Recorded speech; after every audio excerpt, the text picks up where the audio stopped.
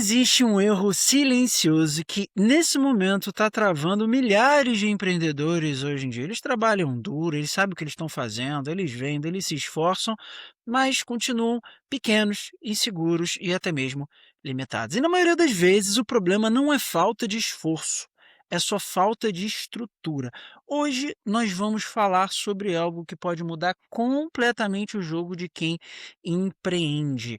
A gente vai falar sobre a importância de ter um CNPJ regularizado e o que de fato isso significa na prática. Para isso, eu trouxe um convidado muito especial. Ele tem uma extrema experiência de mercado, são 38 anos de mercado, ele é contador, ele é gestor de projetos empresariais do terceiro setor e ele tem uma atuação muito forte também, inclusive ajudando empreendedores que são também imigrantes a estruturarem os seus negócios de uma forma muito sólida. Ele também está na frente da organização David Lira e hoje eu falo com David Lira, seja muito bem-vindo, David. Muito obrigado a todos. Estamos aí à disposição para mais esse conteúdo. Maravilha, David, é um prazer muito grande, receber você hoje aqui e eu queria começar entendendo, sobre a sua experiência de 38 anos, começando pela sua trajetória. Me conta, como foi o início da sua caminhada? Vamos lá, essa caminhada começou por volta aí de 1988, né, após formação, além da contabilidade, eu já vinha desenvolvendo alguns trabalhos na área de gestões, né, de várias gestões de empresas, gestões de negócio, e aí, com a contabilidade fechou a questão da minha trajetória de trabalho, né. Eu consegui, incluir, acrescentar tudo aquilo, que faltava para fechar todas as contas para poder exercer, de fato, essas atividades no mundo da contabilidade e também de gestão, né. E aí foi indo, foi uma trajetória tranquila, né, muita gente diz que o começo é muito sofrido, o meu não, eu tenho lembranças muito boas do começo da minha trajetória, né, aquela sede de aprender, a sede de estudar, de ler, de ouvir, de aquele tempo não tinha muita questão de palestra, de seminário, mas tinha já algumas coisinhas que a gente ia aproveitando, né, de estar acompanhando. Era muito ainda da fase do jornal, o velho impresso. Então, todos os grandes e pequenos jornais, eu sempre estava ali acompanhando muito. E aí também o que contribuiu muito foi o meus contatos, inicial, que foi tudo por um acaso também, com as instituições que hoje é chamada do terceiro setor, as ONG, as associações, as igrejas, né. Por quê? Porque todas essas instituições precisavam de documentações, que estava relacionado ao mundo, da contabilidade. E não só da contabilidade, ao mundo do gestor, da sensibilidade também da gestão. Aí eu consegui se encaixar bem também nesse mundo chamado hoje muito forte terceiro setor, antigamente era simplesmente só as instituições, né.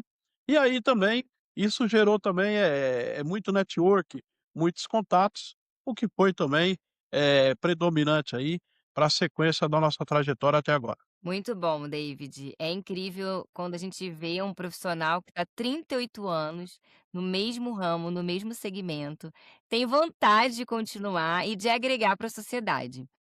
Eu queria saber, David, hoje, o que que você hoje, qual o problema que você resolve para as pessoas que você trabalha? O que que você resolve hoje deles? Na prática, assim. Prática, primeira coisa é as orientações, né. Além do profissionalismo da contabilidade, a gente se torna também um pouco aí de psicólogo, é um pouco de companheiro, um pouco de amigo, né, de todas as pessoas, né, que é tudo ligado a pessoas, todas as atividades a origem dela é o quê? São pessoas, né. E essa sensibilidade, ela traz, pra mesa, diversos problemas que para mim já não é mais problema, para mim faz parte do meu dia a dia, né. Então, às vezes, a pessoa chega achando que tem um grande problema e para ela realmente é, para mim não.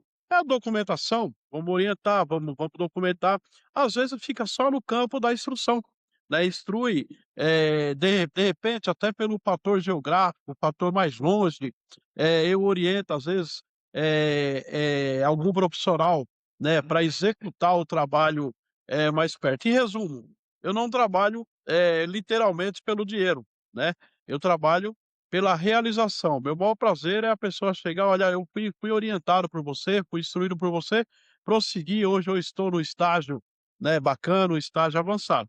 Esse é o prazer. E por isso também não falta trabalho, não falta o velho e bom dinheiro também, né, para pra sobrevivência, não é para ficar para ficar milionário, é para a sobrevivência. Eu falo isso por quê? Porque muita gente às vezes vê isso como um glamour, né, um glamour, financeiro, né. E aí, olha, eu vou seguir essa carreira, naturalmente muita gente nos assiste, nos ouve, pensando no sucesso econômico, tá. O sucesso econômico ele vem, porque são várias coisas que eu faço, então, naturalmente, um pouco aqui, um pouco ali, ele traz um respaldo, né, financeiro. Mas o mais importante aí é realmente a satisfação. Não vejo, nenhum obstáculo que não seja possível ou passível de transpor, né. Eu sempre falo: "Estamos vivos, vamos continuar que tá bom, nunca tem tempo ruim, vamos continuar". Perfeito. Olha, você que está assistindo esse podcast ou ouvindo, saiba que hoje a gente vai aprofundar nos benefícios e no caminho para você poder regularizar seu CNPJ, fugir da burocracia e entender de fato quais são os benefícios de você ter um CNPJ regularizado. Bem, já curte esse episódio, compartilha e aqui embaixo tem os comentários livres para você deixar as suas dúvidas sobre tudo que a gente vai conversar aqui. Bem, David, muitas pessoas olham para a necessidade de se ter um CNPJ e elas enxergam um muro, né? Como se fosse o muro da burocracia, que é só burocracia, que vai dificultar a vida delas. Bem, fala um pouquinho sobre isso, né? Realmente é só burocracia? Quais são os benefícios de você ter um CNPJ para a gente poder começar a abrir essa conversa? Todo mundo que procura um contador, que procura um profissional da área contábil ou algum orientador, é a pergunta principal: "Qual que é a minha vantagem?". Antes da vantagem, temos que lembrar da obrigação, aí sim, entendeu a obrigação, vai entender as vantagens, que são muitas, como já falamos, né, na versão anterior, é a questão, principalmente aí, convênio médico, crédito, comprar, os seus produtos para negociar mais barato, né, ter um respeito no mercado, ter um site institucional já com o número do CNPJ, tudo isso agrega valor, à atividade de qualquer empreendedor. Lembrando sempre, né, usa-se muito a palavra empreendedor, mas na realidade já são empresário. Tem CNPJ, já é considerado empresário. E é muito bacana quando a gente fala sobre isso, porque, por exemplo, na escola, né, quando alguém na escola pergunta, em qualquer parte do Brasil, acho que do mundo: "O que que seu papai, o que que sua mamãe faz?". "Meu papai é um empresário, minha mamãe é uma empresária". Isso aí deixa a criança mais tranquila com relação aos demais colegas, né, desde que ela use também com a ponderação, né, não aquela exaltação, né, aquele aquele momento de querer ser mais do que o outro, ela tem que ser educada também, eu sempre falo isso nas minhas palestras, no meu dia a dia, né, depois nós vamos falar, eu trabalho muito com imigrantes aqui no Brasil, então nós estamos montando aí, formando uma cultura, humana mesmo, uma cultura no qual, as pessoas, se igualam desde da tenra idade até o maior. Então na escola é muito importante, né, a criança falar: "Não, meu papai é o empresário". Daí o outro já: "Seu papai é empresário, como assim?". "Não, meu papai ele vende perfume, né, ele vende trabalha com alguma coisa, ele é construtor, ele é pedreiro", né. Então aquilo ali, aquela outra criança chega em casa, fala para o pai dele: "Olha, tem um amigo lá na escola que o pai dele é empresário", né. "Como assim o pai dele é empresário?". "Ele é pedreiro". "Poxa, eu também sou pedreiro, eu também quero ter esse nome de empresário". E aí nós vamos construindo, um leque de responsabilidade, um leque de ensinamento desde a tenra idade. Então o CNPJ para mim, eu acho ele super importante, super didático, né, e super promissor também, desde o começo até o final da nossa carreira aqui nessa coisa chamada terra, né. Muito bem, David. Olha, eu tô bem impressionada, porque eu também, a minha vida inteira, fui empresária, né.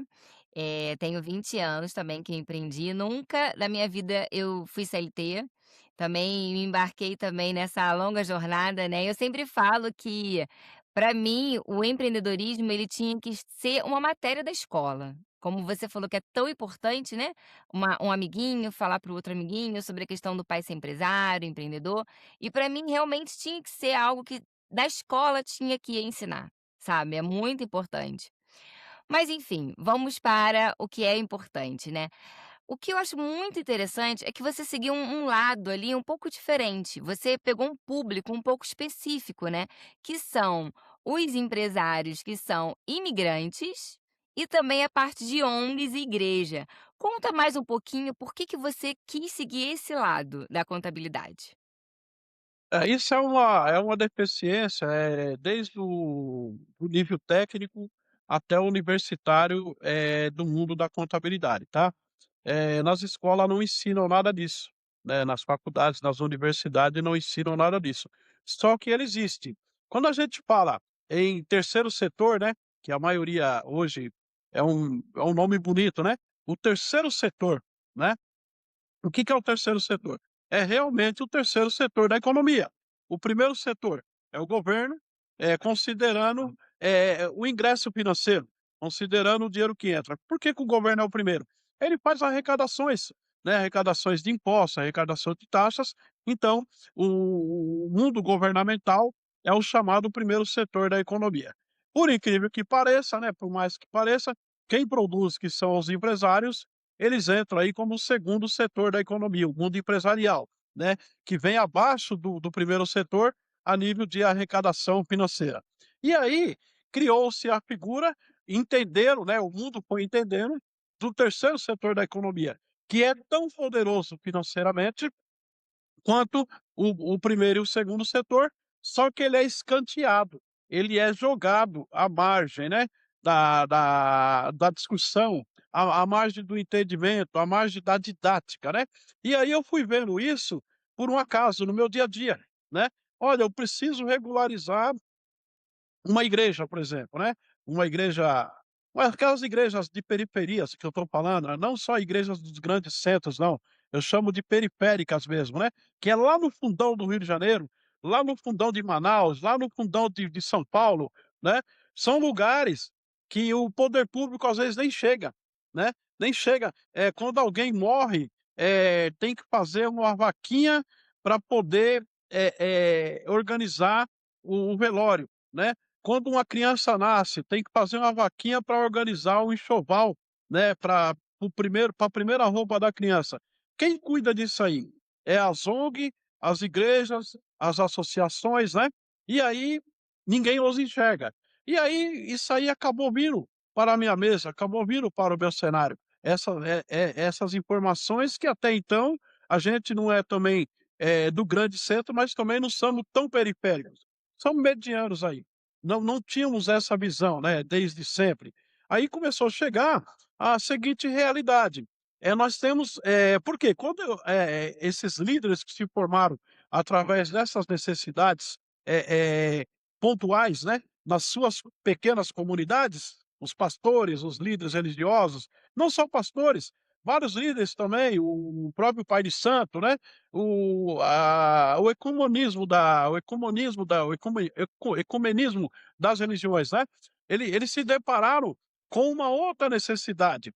Para ele avançar no trabalho social dele, ou no trabalho espiritual, ele tem que ter um pouco de recurso, né. Não só a comunidade local consegue sustentar aquilo e às vezes muitos deles fazem coisas absurdas. Trabalha de pedreiro, arruma aquela diária, ou trabalha de doméstica, a esposa, e pega aquele dinheirinho que entra para repartir com quem precisa pra atender as pessoas. Isso é feito de coração, viu. Eu estou até trazendo uma informação importante aqui, até em homenagem a essas pessoas, porque eu conheço, não são centenas hoje para mim, são milhares, né. Eu estou no meu currículo com mais ou menos 1.200 instituições totalmente montada, né, por mim, né, que depois, ao longo do tempo, algumas se perdem, outras passam para outros profissionais, bacana, Eu não tenho problema nenhum com isso e continuo incentivando, continuo atendendo em qualquer necessidade. Aí, essa demanda, ela tinha um problema muito sério de documentação que ninguém preenchia não, pouca gente preenchia, que era regularizar eles para eles poderem avançar junto ao governo. O que que é a ONG? Que é o braço mais forte do tal do terceiro setor. É organização não governamental. Ela é não governamental, mas ela faz o trabalho do governo, né, que seria para o governo fazer, né, que é cuidar realmente das pessoas que estão na sociedade. Aí eles pegaram e foram para cima, da necessidade da documentação. Aonde que tem que procurar a documentação? Com o contador. Chega no escritório de contabilidade tradicional ou convencional, ele vai te fazer um checklist, né, para você regularizar. O que que é necessário para um CNPJ, para uma regularização inicial de uma ONG ou uma instituição do terceiro setor, ou qual igreja, qualquer coisa? CPF, RG, comprovante de endereço, IPTU do local, né. O checklist é lindo. Você passa para a pessoa, para aquele interessado que está querendo fazer o tão somente o bem, ele vai pegar aquele checklist e vai olhar para aquilo e falar: "Por onde que eu vou agora?". O IPTU, por exemplo, nem todos os imóveis têm IPTU, né. Os periféricos, tem muita invasão, muitas coisas, né, que vai acontecendo, que já não está regularizado na base, no berço. Então, simplesmente a pessoa pegar aquele checklist e ficar com ele na mão, não vai acontecer nada. Eu comecei a interpretar o checklist para essa massa. Isso aí é gratuito, tá. Por quê? Ele já vem debilitado financeiramente, né, ele já vem totalmente, zerado financeiro. Como que ele vai pagar?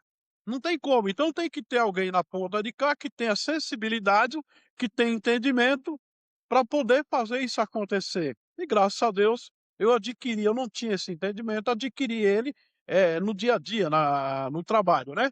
E aí comecei a trocar em miúdos, comecei não só participar, da elaboração dessa legalização, como também buscar alguns caminhos anterior a essa legalização. Por que que não tem IPTU?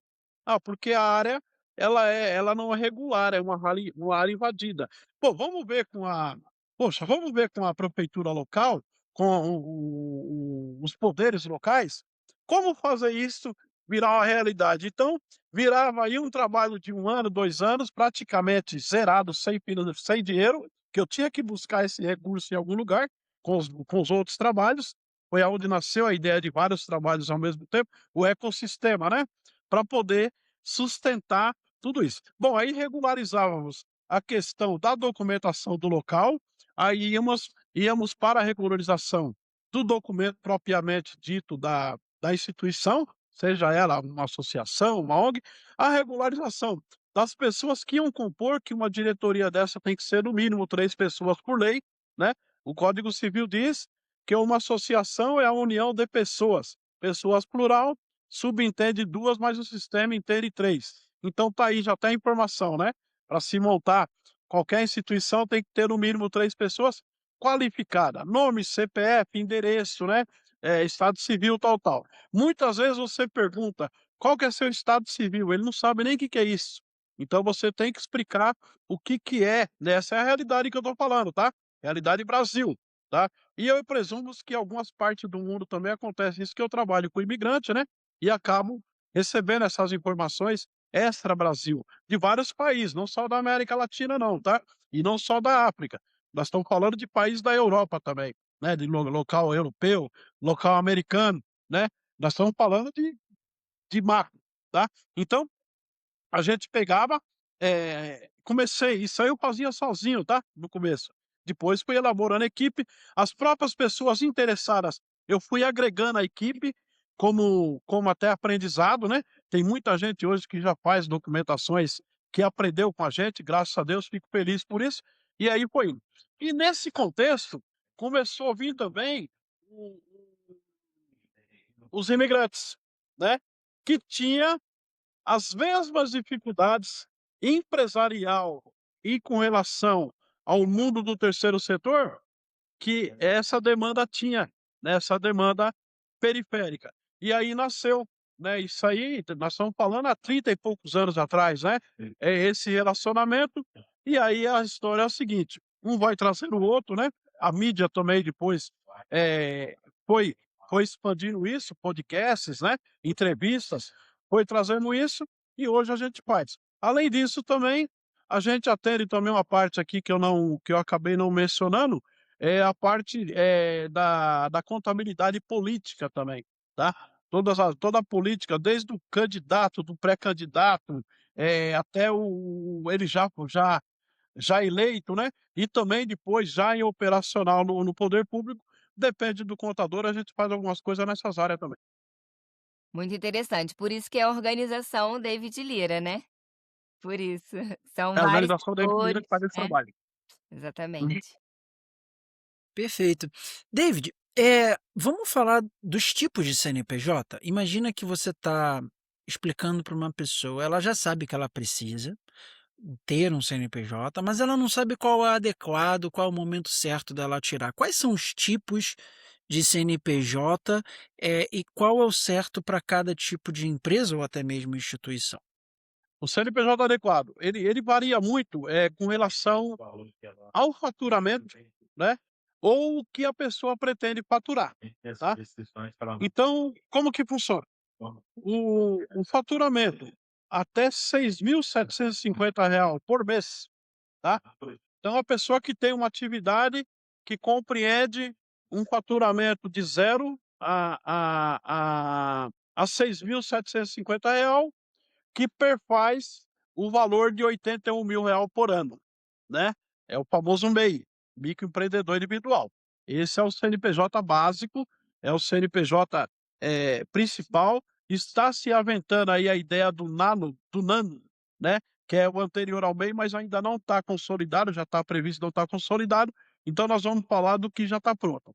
Hoje nós temos um MEI. Ó, nós temos no nível um, que é um MEI, microempreendedor individual, né. O nível um vai até a faixa do faturamento de R$ 6.750 por mês ou R$ 81.000 por ano, que é 6.750 vezes 12, tá. Passou de R$ 6.750 por mês de faturamento e considerando também até a possibilidade de mais do que um colaborador, mais do que um funcionário, ele já tem a obrigatoriedade de ir para o segundo nível, que é o ME, microempresa, que vai de R$ 6.750 ou a partir do zero até 30.000. Por que que não é bom a gente firmar dos R$ 6.750? Muita gente fala: "Olha, eu estou só nos R$ 6.750".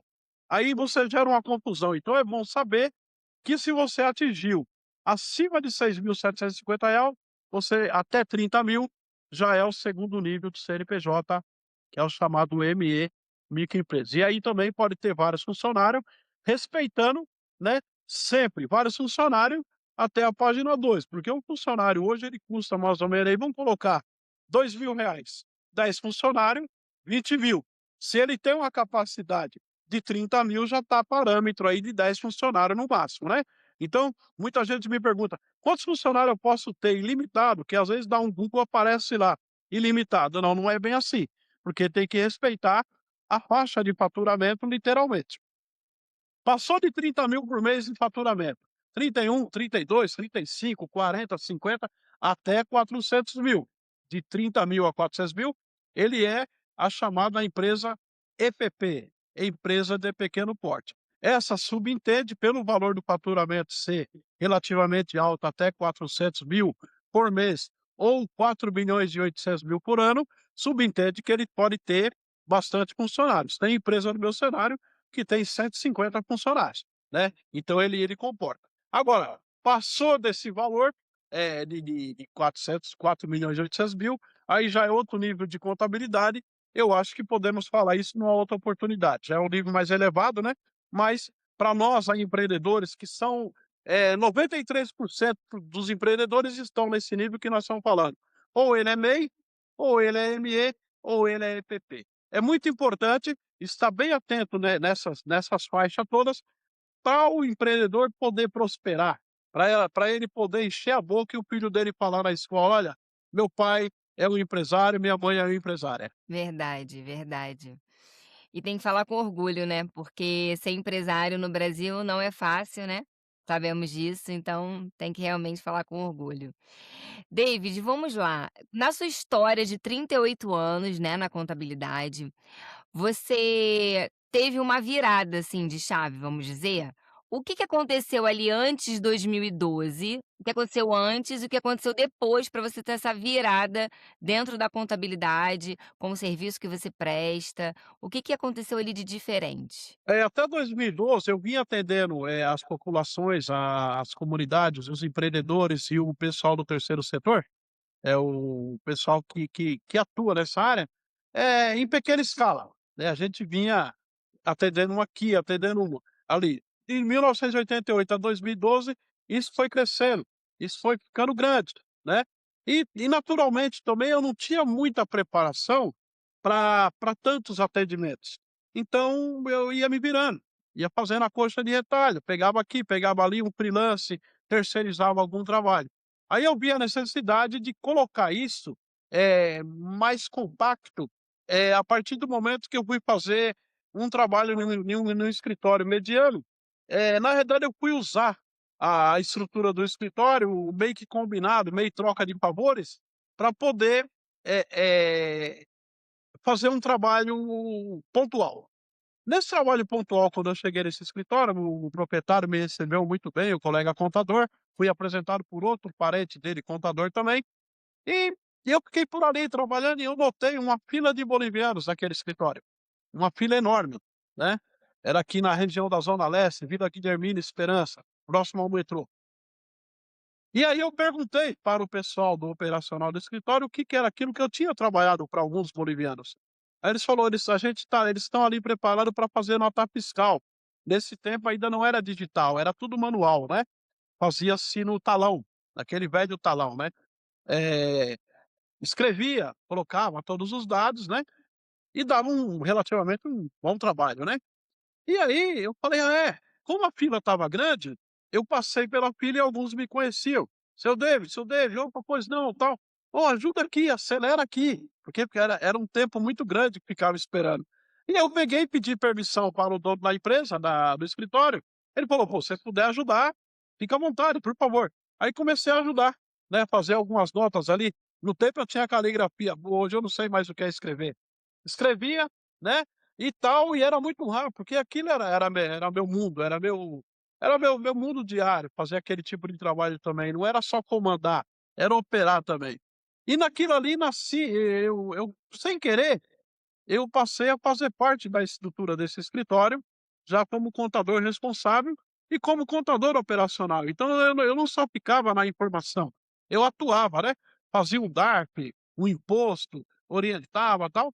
E ali, eu fui entender o que que era, o empreendedor imigrantes, né, o empreendedor imigrante naquele momento, que eu tinha trabalhado, mas não entendia direto.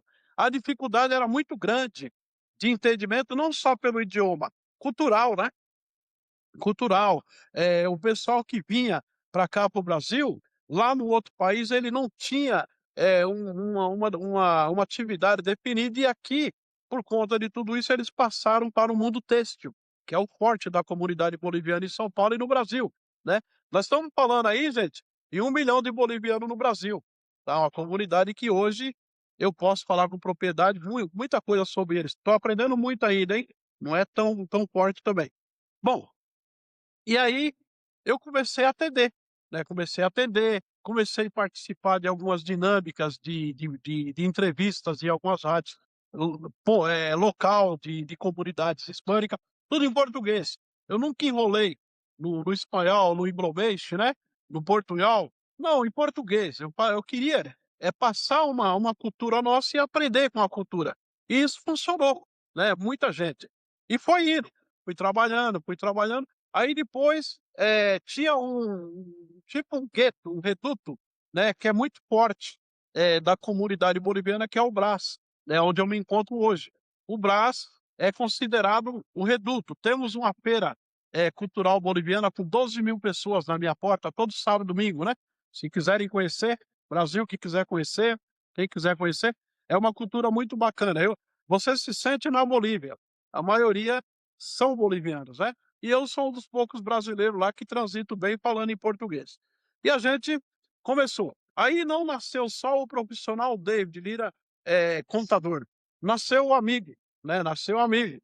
Logicamente não agradamos todos, né? Não agradamos 100%. Deve ter alguns que não gostam, que que às vezes não compactua com o meu jeito de trabalho, existe. Mas eu procuro, atender a todos, desde o mais abastado até o mais simples, não tem diferença, né. Eu estou frisando isso aqui, porque o trabalho ele tem que ser assim, né. Quem quer entrar no mundo da contabilidade, nós estamos falando aqui para muita gente que está querendo entender esse mundo, né. Primeira coisa é o respeito pelo ser humano, poder olhar no um no outro de olho para olho, né. É uma coisa que eu venho praticando, aprendendo também. Cada dia que passa eu me policio, acordo de manhã e puxo a orelha.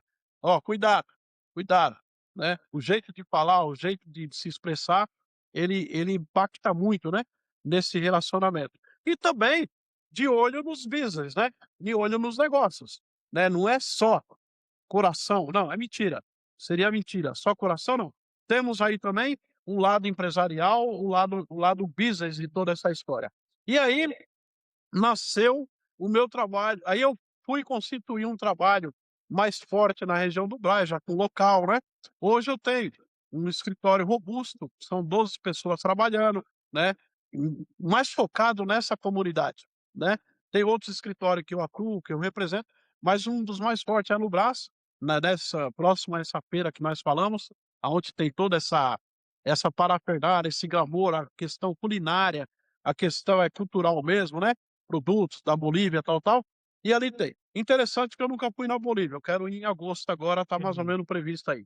Mas eu falo como se eu já tivesse ido pelo contato, né, pelas amizades, pelo carinho. E aí nasceu. Junto aos bolivianos, não ficou só nisso, começou a vir os venezuelanos, né, os peruanos, até mesmo por causa do idioma, da aproximação entre os povos, quando precisa de contador, quando precisa de alguém no nível de empreendedorismo, muita gente me procura, né, tanto pessoalmente como através do WhatsApp, através da rede social, acabam vindo falar. Eu ainda gosto do velho presencial, né, eu gosto muito do olho no olho, apesar de já estar muito corrido. Sábado passado eu atendi 70 pessoas, né, presencial. Não é pouco, né, 70 pessoas, cada um com um problema que nem sempre é contabilidade, cada um com uma questão, não é problema, uma questão. Então, nasceu. Aí junto dessa comunidade hispânica, né, paraguaio, equatoriano, começou a vir também a comunidade africana, né. Então nós temos muito africanos no entorno também. Interessante também a comunidade árabe, né, começou a vir, porque entende que o David trabalha com imigrantes, né.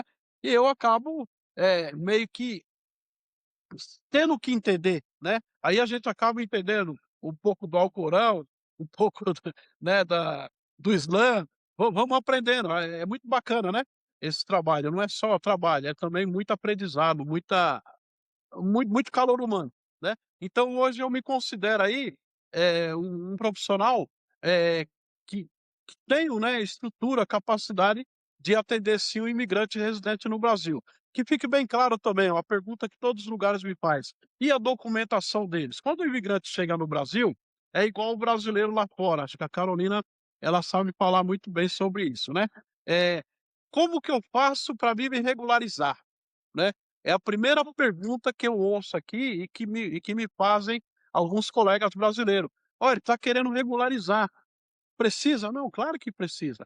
Então, boa parte desse povo, né, dessa massa, nós estamos falando em muita gente, eu estimo aí que 95% aí estão regularizados, totalmente documentados, tão quanto o brasileiro, em todos os aspectos, né, de consumos, de crédito, de entendimento e também de necessidades públicas, né, de hospital, né, de escola, né, que hoje, graças ao bom Deus, são bem atendidos aqui, que eu sou testemunha ocular e eu cobrei muito isso, né, das escolas, para não sofrer bullying, né.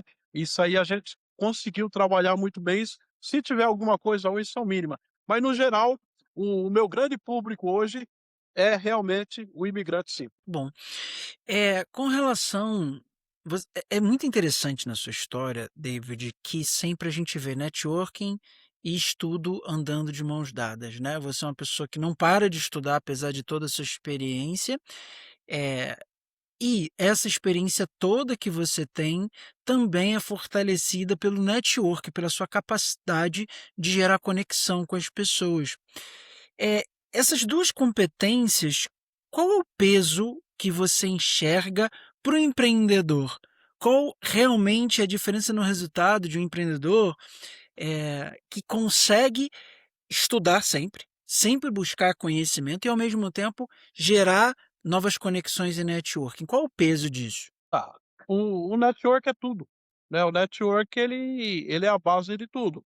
O empreendedor que não tiver network, ele não é fadado ao insucesso. Tudo bem, o empreendedor é empreendedor, ele sempre vai ter sucesso de alguma maneira, só que o sucesso é mais demorado, né, então, o network, a questão de relacionamento, ela ela é fundamental para qualquer empreendedor, né. Se ele não tiver, contatos, né, de alguma maneira, às vezes ele é um fabricante, ele ele precisa de quem? Ele precisa do comercial, né.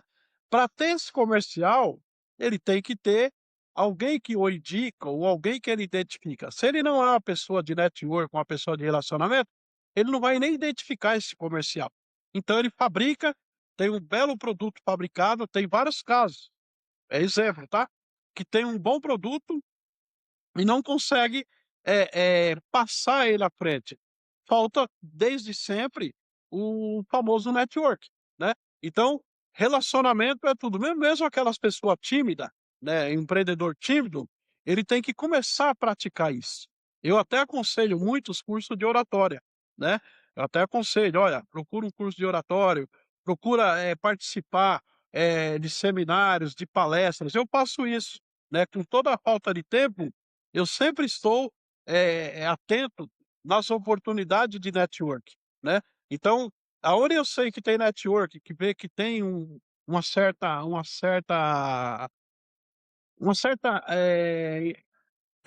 interpretação real daquele assunto, eu vou lá sim, e às vezes eu me surpreendo. São gente, às vezes, que não demonstra tanta capacidade de conhecimento, mas que tem. E ali sempre nasce, né, eu sempre ando com o meu velho de bom cartão lá no bolso, né, pra estar, né, aconselho também todo mundo ter o seu cartãozinho de visita. Não consegue fazer 1000, faz 50, faz 100, faz na impressora, mas deixa a sua marca, né. Que às vezes na hora de trocar telefone no WhatsApp, a internet não pega, né, alguma coisa. Então o caminho do network, ele ainda é empírico, é grosseiro, né, no meu conselho, tá. E eu sempre falo isso e tem muita gente que que não tem essa visão, né.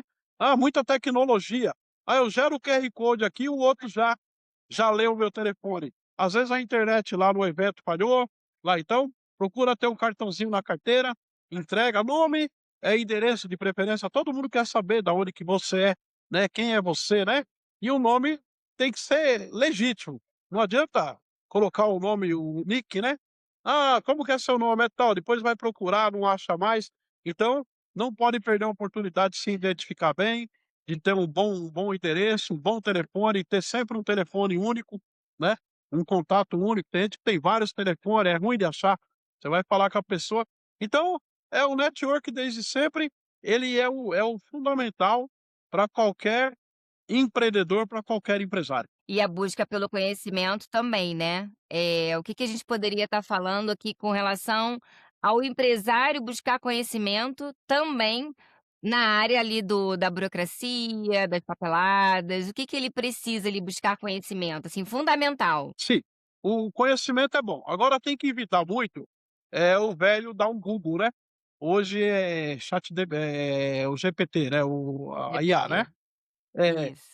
Aí o Google ele vai te dar a informação que você quer ouvir, né. Agora, a informação correta, ela tem que ser através de quem domina mesmo, de quem é o especialista no assunto. Então, para procurar o conhecimento, tem que se atentar muito na fonte do conhecimento, né. Tá bom, o Google, ele dá um parâmetro? Dá, mas não é o final, né. Tem que se atentar. Muita gente chega para nós que trabalhamos com o público faz uma pergunta e já responde: "Não, eu já sei". "Não, espera aí, você não sabe ainda, você imagina que sabe". Ou é a resposta que você queria.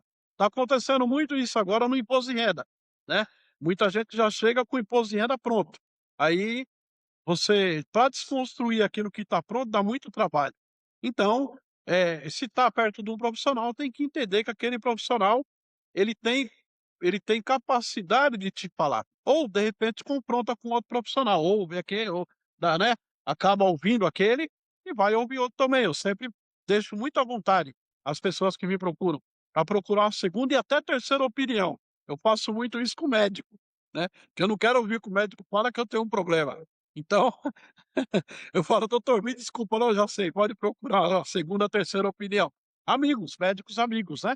No meu relacionamento tem muitos médicos, eu presto muito serviço de consultoria, contabilidade, né, para médicos também, principalmente imigrantes, tá.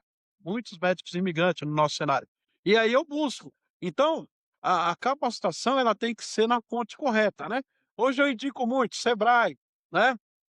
Senai, né, SESI, são, grandes instituições, né, associações comerciais, né. Eu participo de muita palestra nessas instituições, participo ainda. Temas que às vezes eu penso que eu domino, chega lá eu fico perdido, né. Eu tenho que ouvir o especialista, né, e depois vou confrontar também as informações para ver se está batendo e normalmente bate, ninguém coloca a cara, né, publicamente para passar vergonha, né, então eu recomendo muito. E ler muito também, né, ler muito, né. Ler romance é bom, ler isso, ler aquilo é bom, mas ler, referente à sua atividade. E também não esquecer da universidade, né. Hoje muito EAD, né, é bom, né, a pessoa às vezes está na área aí do empreendedorismo, tem vários cursos aí nas universidades hoje com valores relativamente pequeno, né. Eu sempre também oriento, né, mesmo pessoa de meia idade ou maior idade, não só o jovem, está indo buscar, a instrução maior, né. E pós-graduações também, eu aconselho muito. Fez a universidade, vai procurar pós, não para, eu não paro de estudar, sempre ali, né, focado e com ânsia de aprender. Tô com 58 anos, né, mas eu tenho uma vontade de aprender de 20, né, de conhecer. E passo isso para as pessoas no mundo no dia a dia e principalmente no mundo do empreendedor, do empresário. Muito bom. David, olha, eu fico muito feliz em ouvir suas palavras, porque não é fácil ser imigrante, não é fácil se regularizar, né. Não é fácil você chegar num país e você tá ali perdido, você não sabe como é que vai ser a saúde, como é que vai ser a educação do filho, como é que eu vou trabalhar, onde eu vou trabalhar, e é muito, muito bacana ver que existem pessoas como você, que estão ali para direcionar mesmo os imigrantes e fazer da vida deles diferente, porque você chega com uma bagagem cultural, como você falou, diferente, que você viveu a vida toda, e quando você chega num outro país, você precisa realmente de uma pessoa para direcionar, de um caminho, né, para poder viver uma nova vida, porque o imigrante nada mais é do que isso, ele quer viver uma nova vida, ele quer dar uma chance de novo para ele, né. Já que no país dele não estava bom por N situações, ele quer chegar ali e quer fazer diferente. Então o que eu queria muito que você falasse era você deixar uma mensagem aqui para os empreendedores, principalmente, né, especialmente para os imigrantes, que você hoje está ajudando tanto, e que eles querem construir algo do zero. O que que você poderia falar para essas pessoas? As nossas instituições de ensino, as nossas instituições de saúde, elas estão, muito avançada e muito boa, estou dizendo a nível de Brasil, tá, para atender o imigrante. Nós temos algumas segregações, né, que são esporádicas, né, algumas pessoas que xenofobia, temos, pouquíssimo, tá, mas temos, a gente vive combatendo tranquilo, não adianta ir lá brigar, não adianta, né.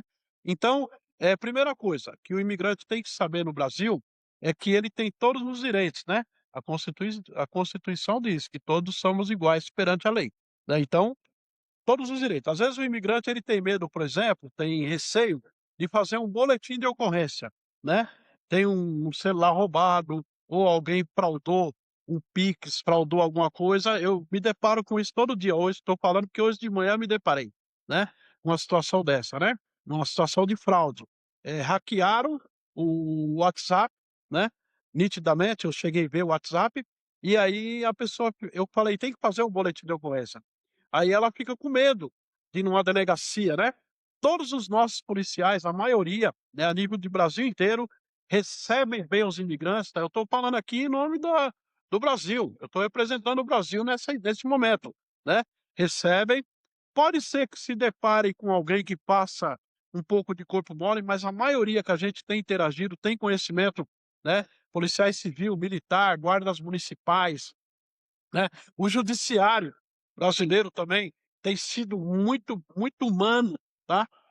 Tá muito bacana, eu fico muito feliz, do país Brasil no tratamento com o imigrante. Eu sou uma partezinha dessa história, eu não sou tudo não.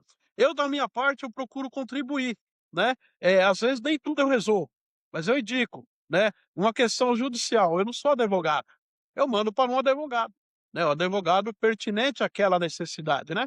Mas ainda existe muito receio e eu acredito que é natural do imigrante ter esse receio que eu me vejo também em outro país, né, apesar de não praticamente nunca ter saído do Brasil, mas eu me vejo nessa dificuldade lá fora, né, a questão do idioma, a questão do entendimento, das palavras, né. Tem palavras que elas são quase iguais, mas não são, né. Ela muda muita coisa no na interação. E aí, primeira coisa que tem que saber é isso aí, todos têm direito, e muita gente tem usufruído dessa informação e várias mensagens que eu passo, e tem usado ela, né. É a informação, que são iguais, não tem dificuldade de se falar com ninguém, em qualquer instância, né, Procon, tudo quanto é instância, governo municipal, estadual, federal, todos têm gente capacitada. E também nós temos aqui, muito calor humano, tá, muito calor humano. Quando eu falo por aí, dos imigrantes, eu tenho a obrigação de fazer isso, que é muito carinho que os imigrantes têm comigo, é muita reciprocidade, né, que tem comigo, não só no trabalho, no dia a dia. Então eu falo o seguinte: "Olha, se sintam, bem abraçados, principalmente", e todos são empreendedor, né. A maioria dos imigrantes é difícil você encontrar um imigrante CLT, é muito raro, né, ele já vem preparado para arregaçar as mangas e empreender.